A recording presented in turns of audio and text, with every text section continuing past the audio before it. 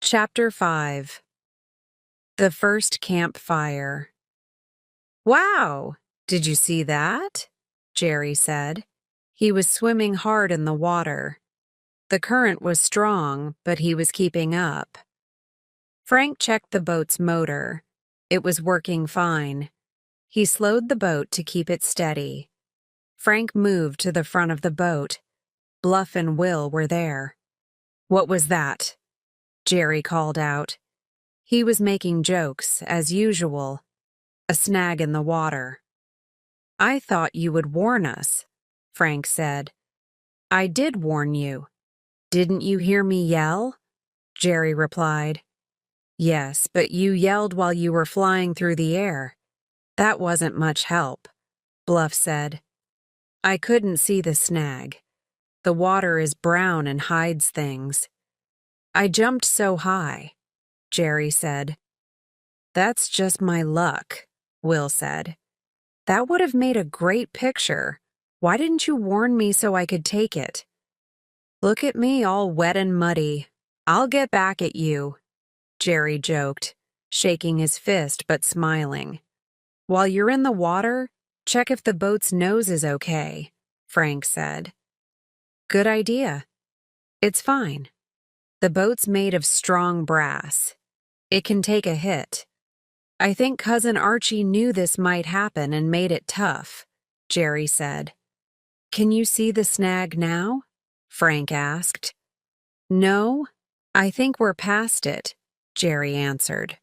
"Or maybe it was an alligator. I heard they live in this river," Bluff said. "Look, there it is," Will shouted. "It's on the bank, drying off. It's going to jump back in. Watch out, Jerry." Jerry quickly swam towards the boat. He didn't want to meet an alligator now. He swam fast to the boat. The others pulled him out. He was out of breath. "That was too close." "Where's the alligator now, Will? Did you take a picture?" Jerry asked. "It didn't come back up. Just my luck," Will said. "You'll get many pictures of alligators soon," Frank said.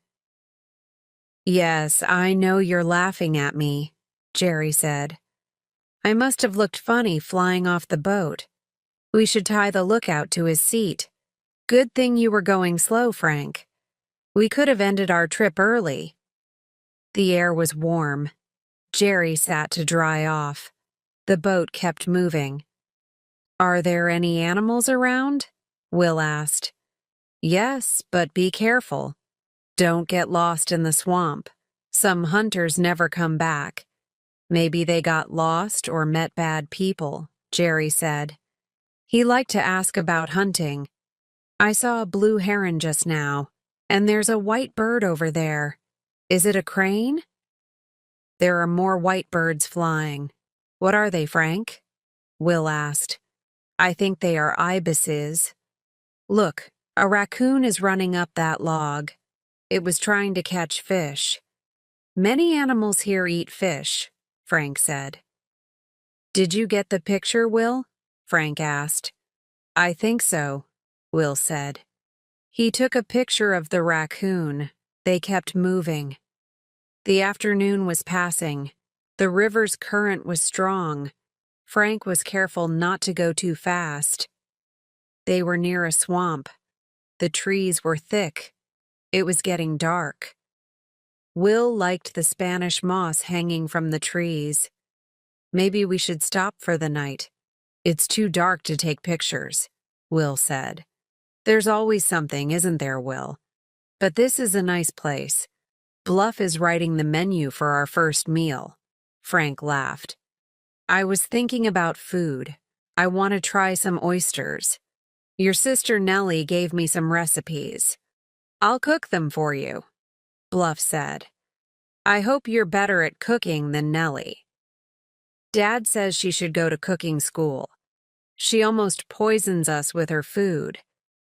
But we can't find oysters here. This is fresh water." "We'll get oysters later," Frank said. "I'll tell Nellie what you said," Bluff said.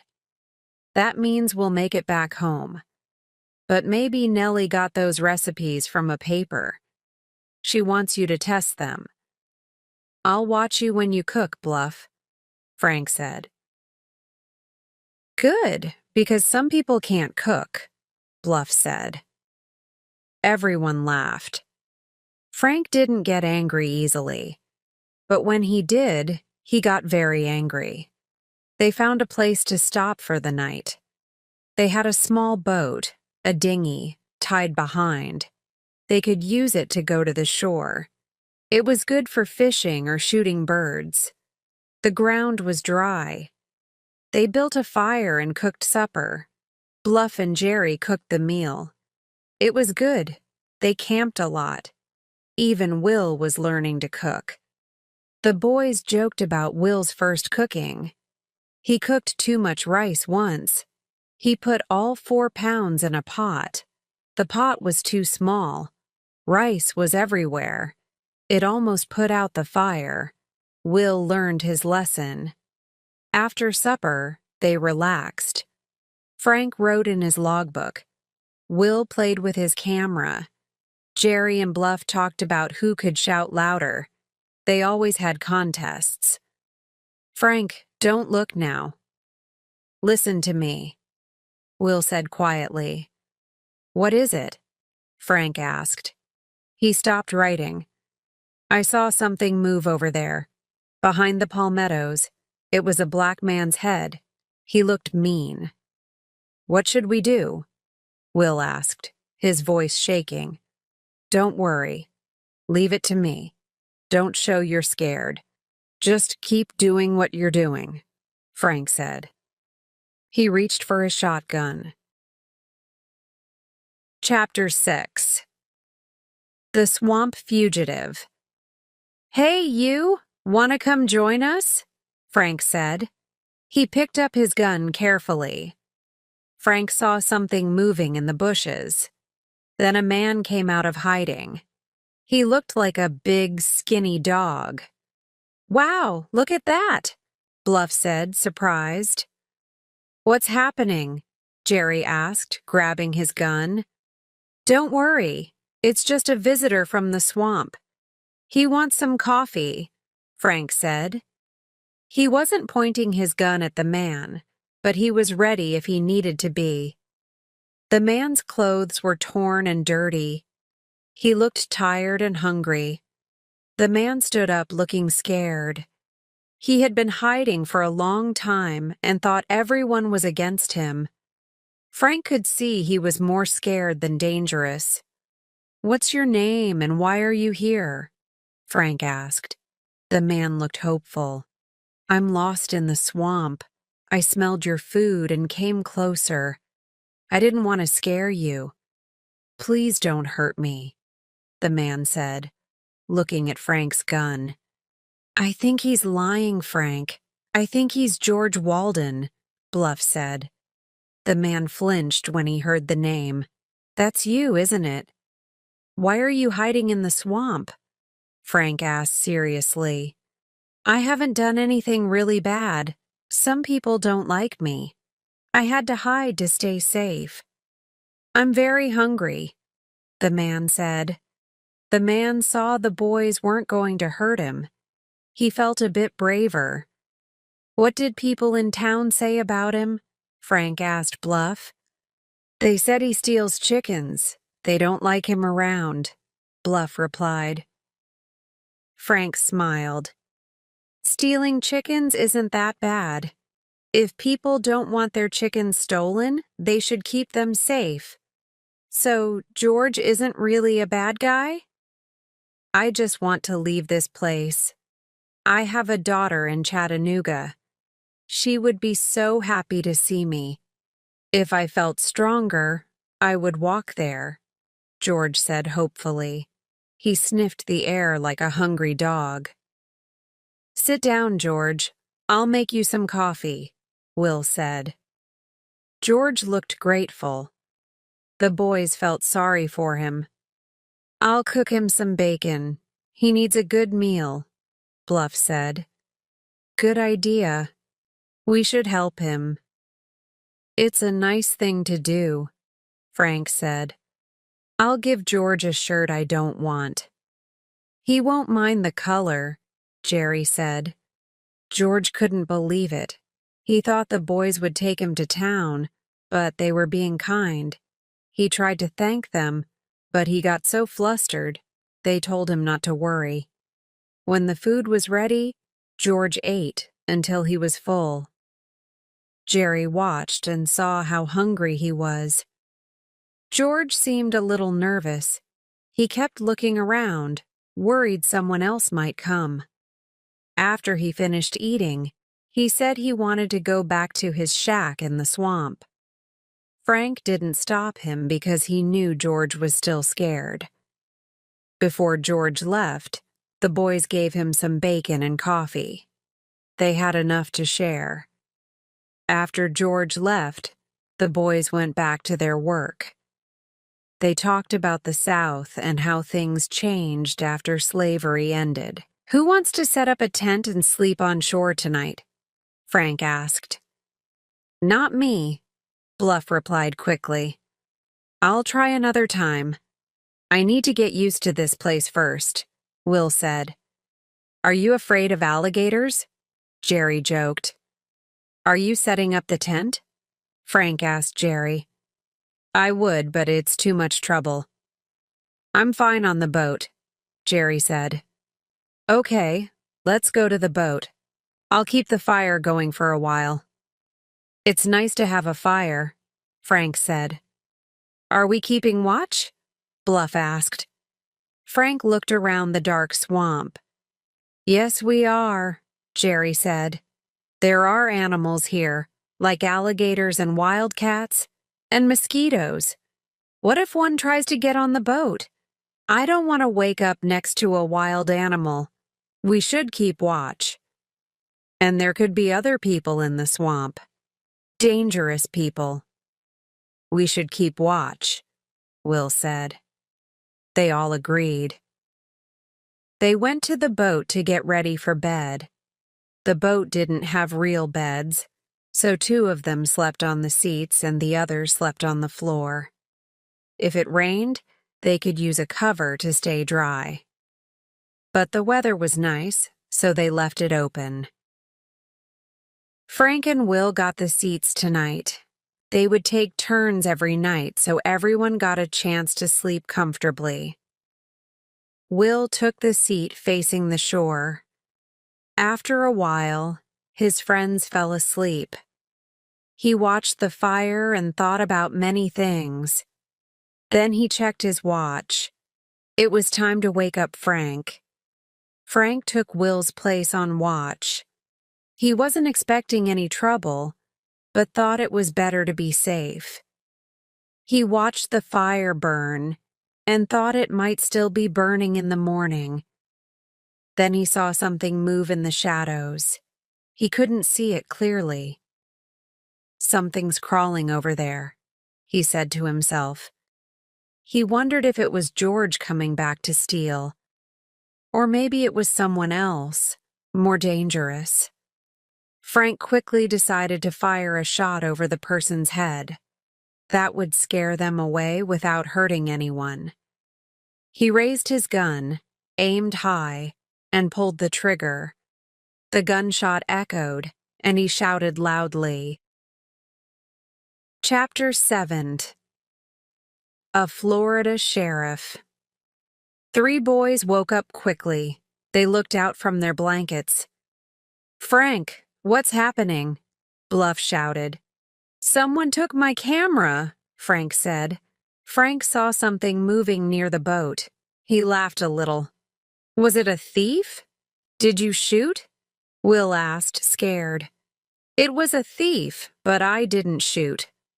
"I wish I had," Frank said. "Then it wasn't a person." "Did it run away?" Jerry asked. "I shot above it. I thought it might be George coming back.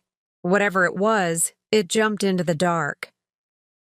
"I thought I heard it make a noise, but you guys were too loud," Frank explained. "Maybe it was a bobcat," Jerry guessed. "Maybe," Frank agreed. Could it be a panther? Jerry asked. I don't know. We'll check for tracks in the morning, Frank said. I always wake Frank too early. Nothing happens when I'm on watch. I'm unlucky, Will sighed. What would you do? Bluff asked. I would have taken a picture. I waited for 2 hours. I'm so unlucky, Will complained. You get lots of pictures. You just want them all. I'm going back to sleep. Wake me when you're tired, Frank. If it comes back, shoot it, Jerry said. I will, if I'm sure it's not a person, Frank replied. The animal didn't come back. Maybe the campfire smell brought it from the swamp, like it did Black George earlier. Jerry and Bluff took turns on watch. Morning came, and they were safe. Jerry brought a rifle. He and Bluff often argued about guns. Jerry, come here, Frank called. Do you need me? Jerry asked. Yes, you'll like this, Frank said. Jerry came quickly. What is it? He asked, looking down. Look here, is this a bobcat's paw? Frank asked, smiling. Wow. No, it was a panther, Jerry exclaimed. I think so, Frank replied. Don't you wish you shot it? Jerry asked. Yes, if I was sure. Maybe I'll get another chance, Frank said. Should we cook breakfast here? Will asked. Sure. We'll have to cook on the boat sometimes, but a fire is nice, Jerry replied. Frank agreed. They brought the cooking things ashore. They started making breakfast. I wonder how George is. Hey, we have visitors, Bluff said. They looked upstream. A boat was coming fast. Several men were in the boat. Are those bloodhounds, Frank? Will whispered. Yes, I think so. Maybe the sheriff is looking for George, Frank said. I hope not. I don't think George is bad, Will said. The men came ashore. The dogs had long ears and looked like bloodhounds. Morning. I'm the sheriff, and these are my men. We're looking for a bad guy. He robbed a cotton planter named Davis and hurt him. Have you seen him? The sheriff asked. The sheriff was tall and thin. He had a sharp nose and blue eyes. He looked like a Western marshal. Who is the bad guy? Frank asked. His name is Bob Young. His father was a minister, but he disowned him. He'll get caught one day, the sheriff said. He's white? Frank asked. Yes, the worst kind. Seen any sign of him? The sheriff asked. No. We had a hungry guy here last night. We fed him. He was Black George, the man chased out of town, Frank said. The sheriff laughed. We don't care about that guy. Let's go, boys. We've got to catch Bob. Good luck. Nice boat. The sheriff and his men left, disappearing under the Spanish moss over the river. I'm glad they're gone. He was scary, Will said. That's because you feel guilty, Jerry laughed. He would have looked good in our album, Jerry said. Why didn't I take a picture? You guys should have reminded me. He and those dogs would have looked great, Will said. Will grabbed his camera and walked away, upset. Soon they heard him calling. Frank, come here. I'm taking a picture of a big snake. Hurry up. Frank and Jerry ran over. Frank's face turned pale. He found Will kneeling and watching. Frank grabbed Will and pulled him back. That's a rattlesnake. It's ready to strike, Frank exclaimed. Chapter 8. Will does it? Look at that snake, Jerry gasped. He stared at the big rattlesnake. It was making a buzzing sound. Will thought the noise was a locust. "Shoot the snake, Jerry. You have your gun," Frank said. "Okay. Will, did you take your pictures?" Jerry asked. He knelt down and aimed his rifle. "Yes, I took 3 pictures. The snake didn't like it. It moved its head at me." "I thought it might be a rattlesnake," Will said. Jerry fired his gun. "Stay back," Jerry shouted. The snake's head was almost gone. It was no longer a danger. "I'll take the rattle for you, Will," Jerry said. "Thanks, but I think you want it for your first shot with the new rifle," Will replied. The others looked at the big snake. They felt a bit scared. "How about keeping the skin for a belt?" Bluff asked. "You can have it if you take it off and dry it. But you don't like snakes." "I don't think you'll do it," Jerry said. "I'll try." "Nellie said she wanted a belt like that," Bluff said. "Are we staying here today or moving on?" Frank asked. "I say stay. We won't see another swamp like this. I want to take more pictures." "I'll take the small boat and go into the swamp," Will said. "He's getting brave," Jerry laughed. "He'll get lost and we'll have to find him." "Give him a compass and the old revolver, Frank," Bluff said. "Don't worry about me. I can take care of myself," Will said. He went to get ready, taking more film. "Be careful, Will. Don't go too far. If you're in trouble, shoot the pistol 3 times and we'll come," Frank said. "Do you have food?" Bluff asked. "Yes, I have everything. Goodbye, guys. Don't let anyone take the motorboat while I'm gone." Will laughed and paddled his boat into the swamp. He loved the view. Everything was so strange that Will forgot about other things. He saw many pictures he wanted to take. When the light was good, he took a photo. An hour passed. He didn't see any people, just alligators, raccoons, a possum hanging from a tree, and some birds. In the water, he saw many snakes. Frank told him to stay away from them. They were probably water moccasins. Their bite isn't as deadly as a rattlesnake's, but it can make a wound that never heals. Will thought he should go back. He took about 6 good photos and a few more. Suddenly, Will realized he didn't know which way to go. He had a compass and knew where north was, but he didn't know if the camp was east or south of him. "Maybe I am lost," he said, laughing. It didn't seem serious. Then he remembered he had the only boat. "If they want to find me, they can't. No one can move in this swamp without a boat, and the launch can't come here. I'll shoot a few times to find my way." He shot 3 times. Soon he heard shots back, but they were far away. "Wow. I didn't know I went so far," he said. He noted the direction of the sounds and started paddling. After half an hour, he stopped, tired and sweaty. "This isn't fun. I wonder if I'm close. I should try again." This time there was no answer. Maybe the wind kept his friends from hearing the shots. Will started to get scared. It was noon, and he was hungry.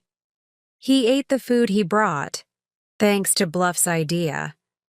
Then he paddled more and got very tired. "This is serious. What if I spend the night here? I won't like that." "Hello? What's that?" "It looks like a shack made of palmetto leaves. I wonder who lives there."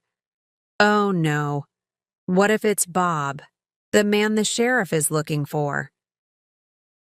He felt like paddling away, but he needed help. He decided to check out the shack. He landed on a small island in the lagoon and moved toward the shack. It was the first one he saw made of leaves. Even though he was scared, he took a picture of the shack. He heard the click of the camera.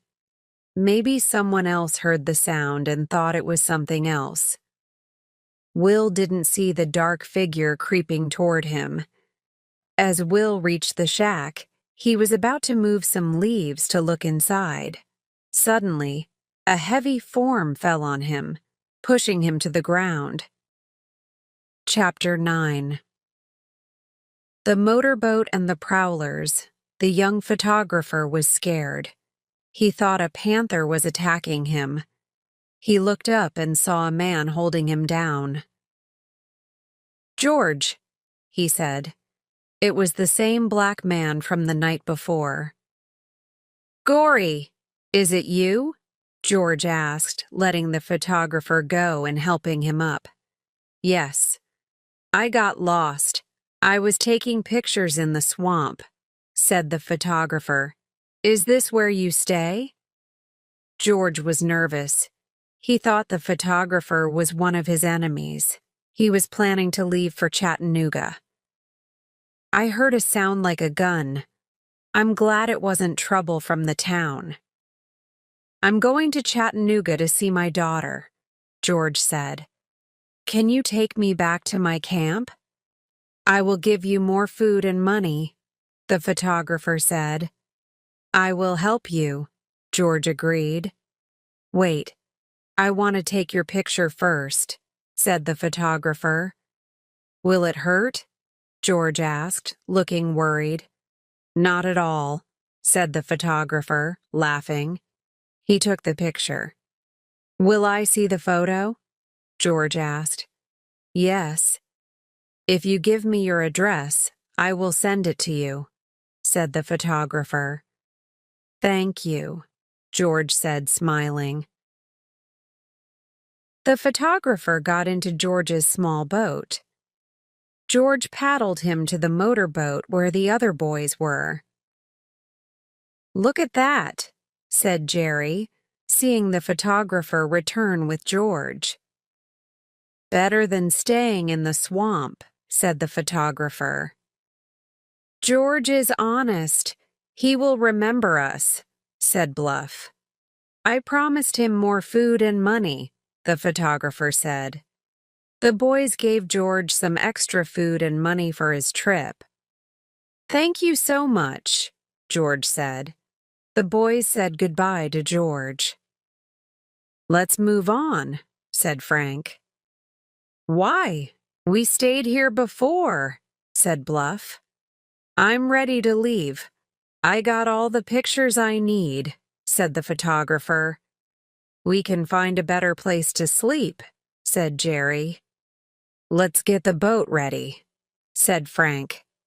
They packed up and got on the boat. The motor started and they moved downstream. Later, they found a good place to stop and cooked dinner. That night, they took turns keeping watch. Will sat on deck but saw nothing. Bluff took over but became sleepy. Bluff saw something move in the dark. He looked and saw a stranger coming on the boat. Bluff remembered the sheriff was looking for a fugitive. Chapter 10. "Bluff's first gator! Don't move!" Bluff shouted. He sat up with his gun ready. The thief close by saw the gun and raised his hands. He gave up. "What's happening, Bluff?" Frank asked, coming up from below. The thief yelled and jumped over the side of the boat into the water. They heard a splash. "A thief tried to steal from us," Bluff said. "Was it George?" Will asked, worried. "No, it was a white man. Look, he's swimming across the river," Bluff said. They saw something glowing in the water. Will thought it was an alligator. Bluff aimed his gun at the alligator.